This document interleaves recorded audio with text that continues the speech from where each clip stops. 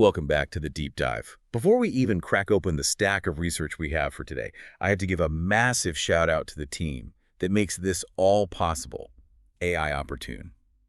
Listen, this world is just moving at a breakneck speed. If you are trying to stay ahead, if you want the absolute best insights in the field, without all the noise, you really need to check them out. Go subscribe to AI Opportune. Trust me, it's a game changer. Absolutely. It's one of those resources I find myself forwarding to colleagues constantly. It just cuts through the clutter better than anything else. Okay, let's get into it. It is Friday, February 13th, 2026. Now, usually Friday the 13th is, bad luck, horror movies. Jason Voorhees. Take your pick. But looking at the stack of reports you've pulled, the horror story might actually be ending for a certain group of people. That is a very dramatic way to open, but honestly, you're not wrong. We are talking about the world of work, specifically the department, formerly known as Human Resources.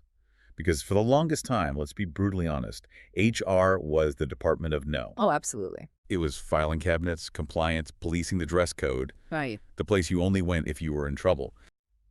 But looking at these articles, that era is officially over. It is. The shift we are seeing now in 2026, it's this fundamental move from administration to infrastructure. HR isn't about paperwork anymore. It's about engineering how work gets done. And the buzzword driving this, it's all of the source material, Agentic HR. Now, I want to pause on that word. Agentic. It sounds a little bit sci-fi. A little bit like the Matrix, maybe? Yeah.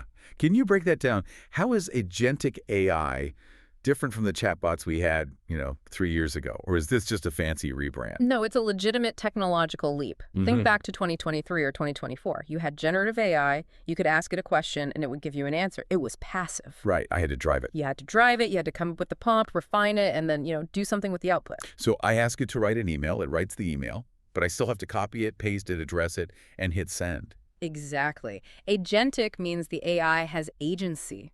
It can act on the data it sees without you holding its hand for every single step.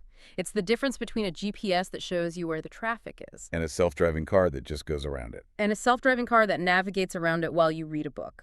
Precisely. So it's not just a dashboard telling me I have a problem. It's a tool that starts fixing the problem. Yes, it removes the friction of the action itself. It's the difference between a tool that says, hey, you should schedule a meeting with Sarah, and a tool that checks both your calendars, finds the slot, sends the invite, and preps the agenda. Okay, so it's a doer, but how widespread is this, really? I mean, we hear about these revolutions all the time that turn out to be like 3 companies in Silicon Valley. This is different. The adoption here is staggering. The sources cite a Gartner report from this year showing that 80% of HR functions are now powered by these agentic tools. 80%. That is wild. I mean, usually corporate tech adoption is so slow, that curve is basically vertical. It's been jumping about 20% year over year since 2024. It's become the bedrock of operations. If you aren't using this, you're essentially trying to run a stock exchange with a notepad. But I want to clarify the mission here for everyone listening, because when you see a stat like 80% of functions are AI, the knee-jerk reaction is fear. Okay, the robots are coming for the recruiters. Everyone is getting fired, right? But reading through this, the theme isn't replacement, it's something else. That's the most important nuance. The goal isn't replacing humans. The source material explicitly calls it removing friction. It's about building adaptive organizations. Removing friction. I like that. But what does that actually look like? Well, think about how much of the old HR job was just drudgery. Scheduling interviews, resetting passwords, answering the same benefits question 500 times. When you strip that away, you aren't removing the human. You're freeing the human to actually be human. So today, we are going to look at 3 big buckets where this friction is disappearing. How companies hire, how they keep people, and my personal favorite, how the dreaded annual review is finally officially dead. Which I think we can all celebrate. I'm popping champagne for that one later. But let's start at the beginning.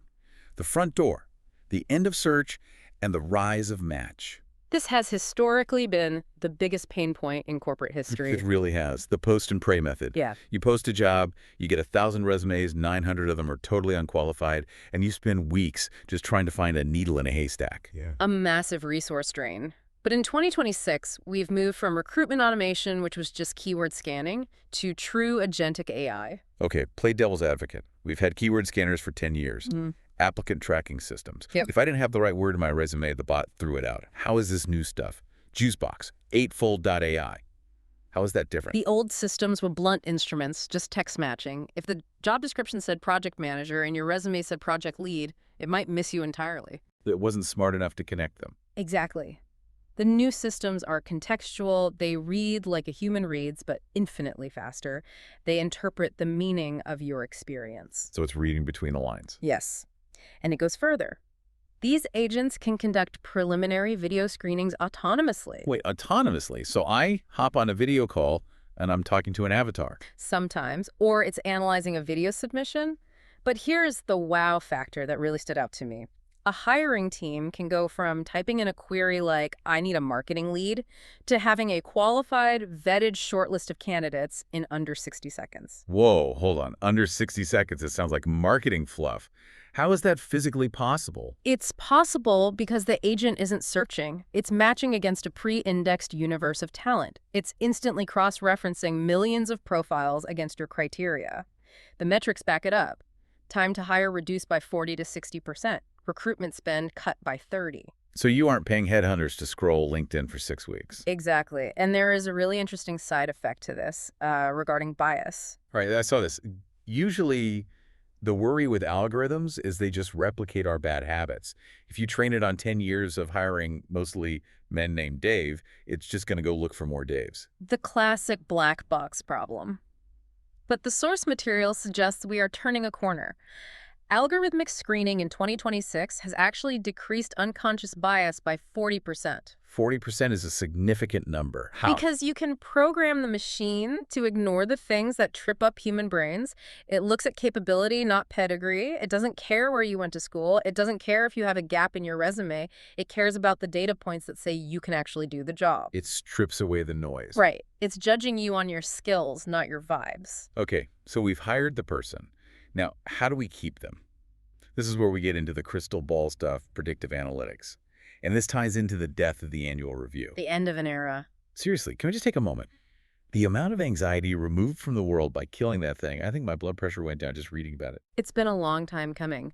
According to McKinsey, 65% of organizations have now completely replaced those formal reviews with AI-powered, real-time, continuous feedback. Which just makes sense. Waiting until December to tell someone they messed up a project in February is just insane management. It's terrible management, but the AI enables a different kind of insight. The sources call it an early warning system. In the old days, you did an exit interview.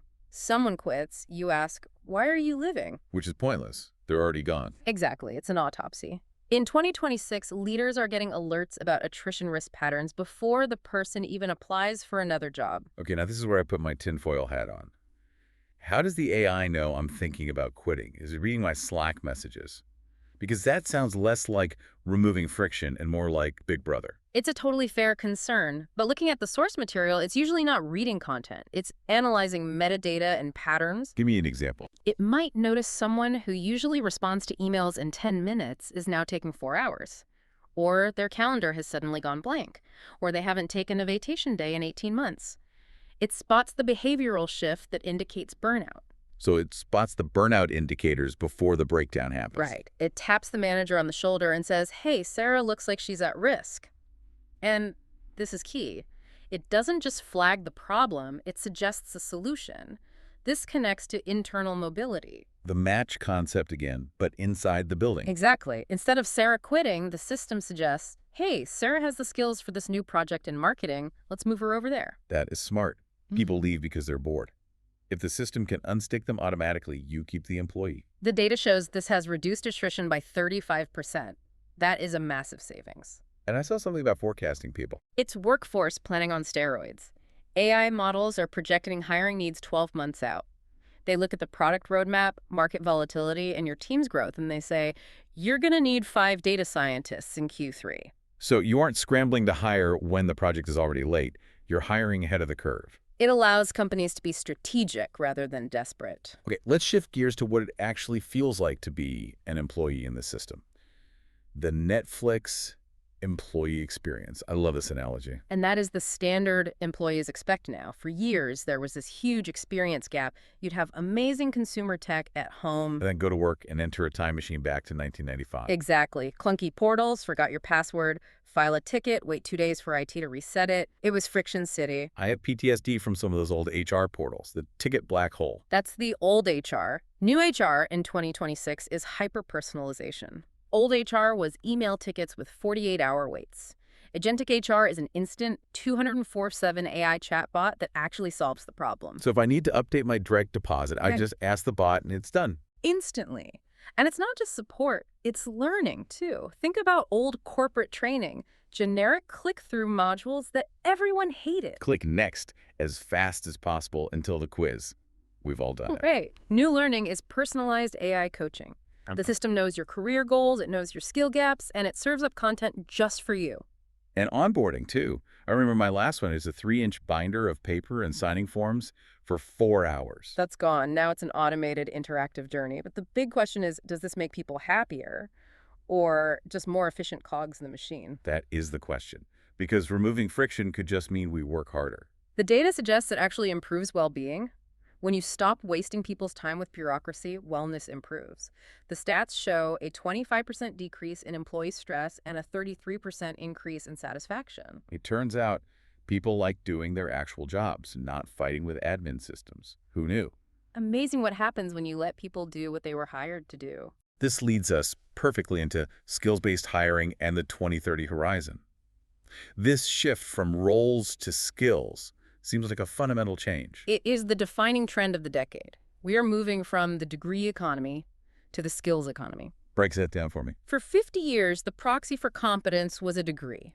But a degree you got 10 years ago tells me very little about what you can do today. Right. My communications degree from 2010 didn't teach me how to prompt engineer an LLM. Exactly. So the skills economy stops looking at the pedigree and starts looking at the capabilities.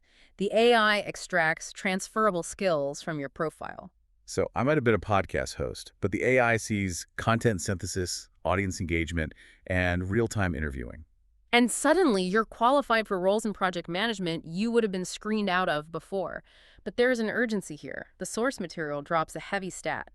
39% of core job skills are expected to change by 2030.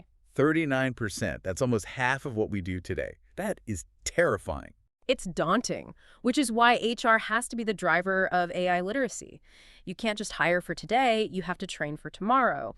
The sources mention tools like Degreed and Coursera for business. And they're not static libraries anymore. No, they generate tailored upskilling paths that evolve in real time. You are constantly upgrading your own operating system.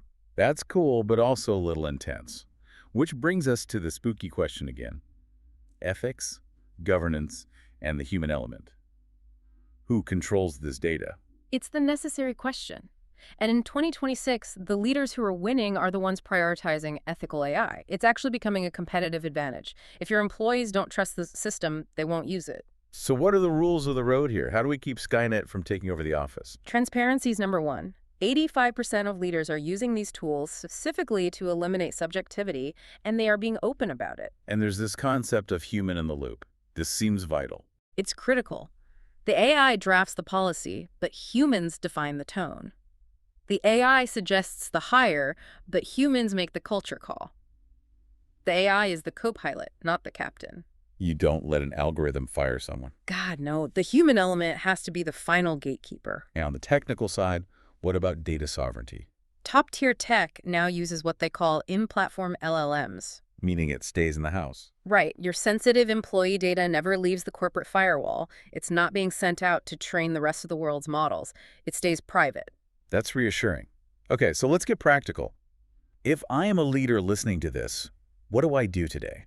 The source material offers a great framework called Audit the Friction. Audit the friction. Break that down. Step 1, identify the repetitive tasks. Walk around and ask people, what is the stupidest thing you have to do every week? Is it scheduling? Is it formatting reports? Exactly. Identify the top 3 and automate them first. And step 2, invest in tools that act. Don't just buy a dashboard that shows you a pretty pie chart of how busy you are. Buy tools that do the work, not just display the work. Got it. And finally, the bottom line. Realize that HR is no longer a back office function. It is a strategic, AI-powered engine for growth. It's a total rebrand from personnel to people operations infrastructure. It really is, and the companies that get this right are going to win the talent war. Before we go, I want to leave our listeners with a final thought. We've spent this whole time talking about automation, algorithms, and efficiency. But there's a paradox here that I think is so important. This was my favorite part of the research. Tell us about it. Despite everything we just discussed, despite the dominance of AI, 73% of talent acquisition leaders say the #1 most important skill in 2026 is human problem solving. Isn't that ironic? The more advanced the bots get, the more valuable your messy, complex human brain becomes. It's not ironic, it's inevitable. The AI can handle the routine, it can process the data, but it can't handle a high-stakes negotiation. It can't handle empathy during a crisis. Those are the things only you can do. Exactly. The AI handles the friction, so you can focus on the fire. So as you go about your day, ask yourself, are you cultivating that human skill? Are you letting the AI do the robot work so you can do the human work? That's the challenge for 2026. Couldn't have said it better. Thanks for diving in with us. A huge thank you again to AI Opportune for powering this conversation. Seriously, go check them out. Make sure to hit subscribe to them, and to us, we'll see you on the next deep dive.